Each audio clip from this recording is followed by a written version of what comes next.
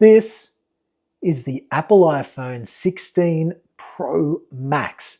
It is the largest smartphone Apple has ever produced.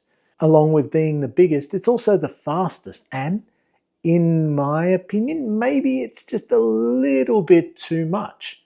Over the course of this review, I'll be going through the pros and cons of the device, as well as offering my thoughts on whether it's worth the exorbitant price tag. So stick around, because you might find out that this year, the regular iPhone 16 could be a better value proposition for you.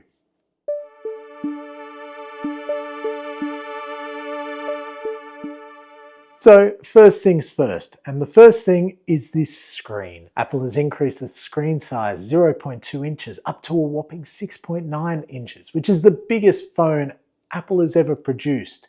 It's not a huge difference in terms of pure framing and dimensions, but when it comes to the screen, Apple's also reduced the width of that bezel, making it much more of a full screen device. It looks fantastic. The screen itself is gorgeous to look at. It has an adaptive frame rate of up to 120 Hz, so it's super smooth. It's fantastic for gaming, and even though I find that the phone is probably too big to actually hold one-handed, when you are playing games and you need to turn it on its side, that extra real estate is really great to wrap your hands around. If you do want to use the phone one hand, I thoroughly recommend popping a case on, even though it makes it bigger, because it doesn't really feel secure. Apple's combination of titanium in the frame and glass on the front and back make it feel a little bit slippery, and even though I'm holding it here without a case, I've had it slip a couple of times. Not falling, I've managed to catch it, but it is just that little bit slippery. When it comes to performance, Apple has packed the A18 Pro chip in here. Now, last year's iPhone 15 Pro had the A17 Pro chip, and the iPhone 16, the smaller version, has the A18. Now there's a lot of numbers and digits in there which can get a little bit confusing. You can hear I'm stumbling over saying them, but basically what that means is you get the best processor that Apple's ever produced for a smartphone in this device.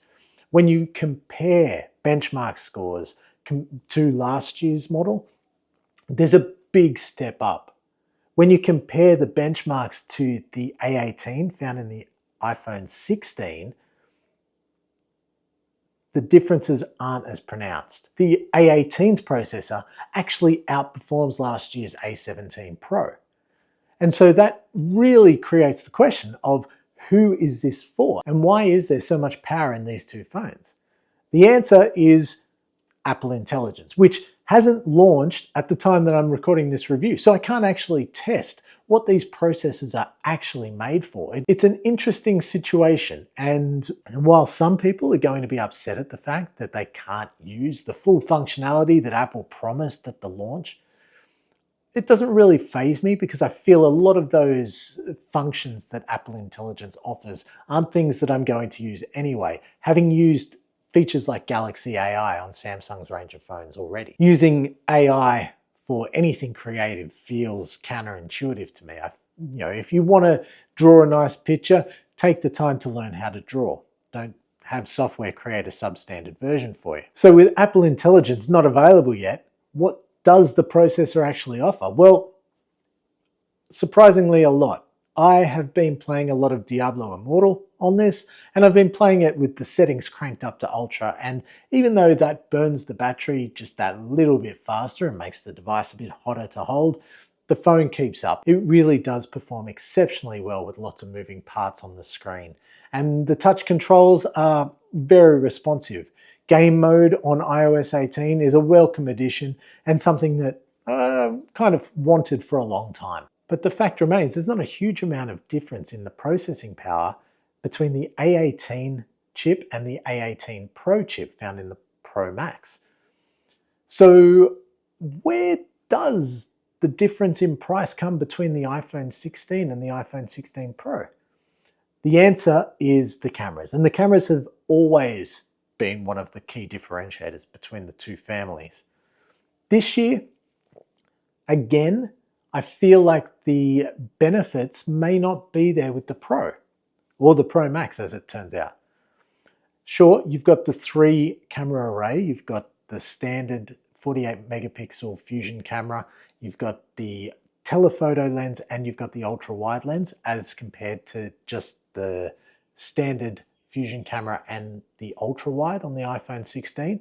But other camera features are available on both. And when I say that, I'm talking about things like the camera control shutter button, which I've already touched on in a separate video, as well as things like the tone control and undertone control and personal styles that Apple introduced this year with its camera app.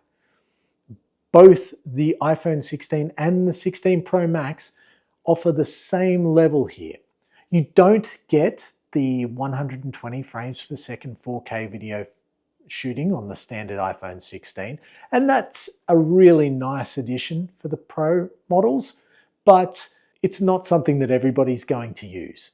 Similarly, the audio controls in video recording, the particular ability to pull out and isolate certain voices or certain audio capture using intelligence or machine learning, is really something that's reserved for the Pro model, which really kind of identifies who the target audience for this phone is, and that is content creators who need the ability to really zero in and get the most out of their device from a image and audio capture perspective. Photos taken on the iPhone 16 Pro Max are, as you'd expect, pretty solid. I have been using this camera for about 3 weeks. I'm no professional photographer, let me be clear, but I've taken some nice shots, and you'll see that there's plenty of detail. There is lots of color. The only thing that I will mention is that sometimes when you're getting to that focal distance between the different camera lenses, it can be a little quick to jump around, even though it is focused, which is a good segue into the camera control button. I really love the idea behind the camera control button. I really would like the ability to use a shutter button to take photos. And I think that the way Apple has implemented it really speaks to the photographers out there, or the people who want to be able to press a button to take a photo. However, the user interface is all wrong. For a start, a half press does not autofocus. Every camera I have ever tested has the ability to autofocus when you half press the shutter button. Half pressing the shutter button on the iPhone 16 Pro Max will bring up the contextual menu. If you want to change between the different settings, you can half double press the camera button. And that's certainly something worth considering, but the half press should be an autofocus. Now, Apple said during its announcement event that the half press to autofocus is a feature that's coming in time. So I'm holding out hope for that.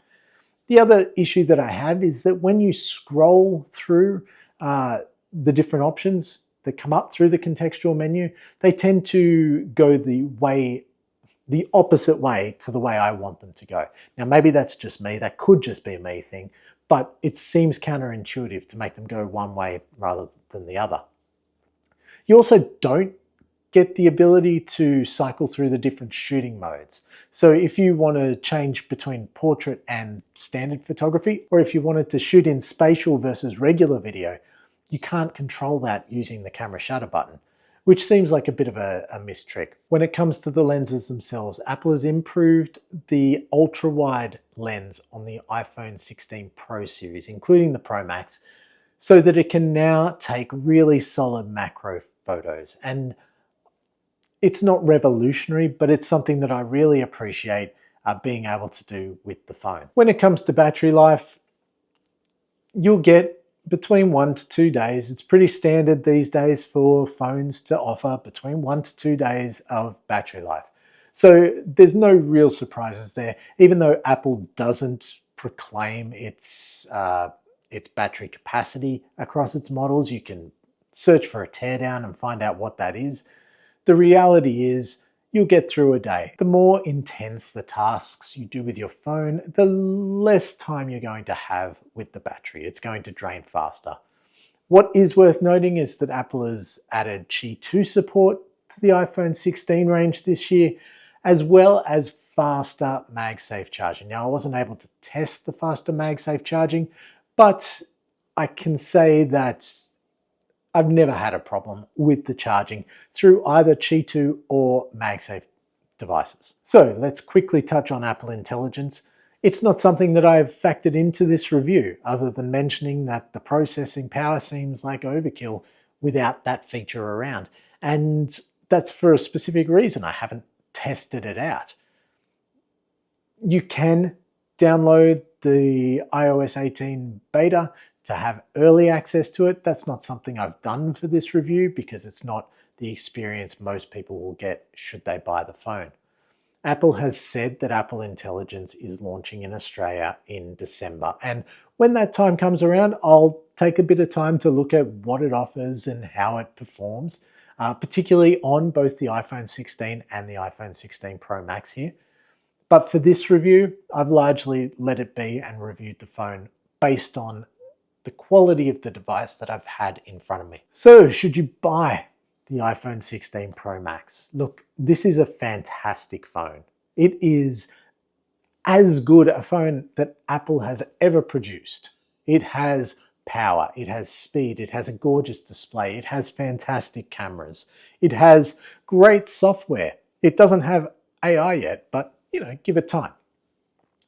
It's also really, really expensive. Apple has sent me the 1TB version, which I know is overkill for most people, but this phone is like over $2,500 recommended retail in my hands, and that is way too much for most people.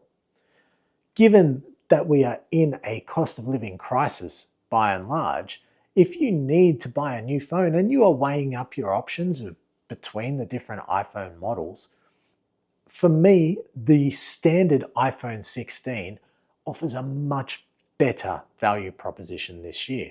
Last year, the Pro was the best phone to buy, no question. This year, though, Apple has improved the base level to a point that the benefits of owning a Pro are only there if you really need those extra features in a professional capacity. I guess they do call it a Pro phone for a reason, but previously I would have said get the best that you can. This year though, the iPhone 16 with its A18 and its improved cameras and its solid screen and its great battery life offers almost as much as you would get from last year's Pro model. And when you compare the benchmark scores, it really stands out that Apple has boosted its iPhone 16 in order to give it that groundwork for performing with Apple Intelligence. But it's just so much cheaper that it makes the iPhone Pro models, and particularly the iPhone Pro Max, a much harder price increase to swallow. So look, that's my review of the iPhone 16 Pro Max. Tell me what you think. Do you agree? Are you going to upgrade? Let me know in comments, and don't forget to like and subscribe. I'll see you next time.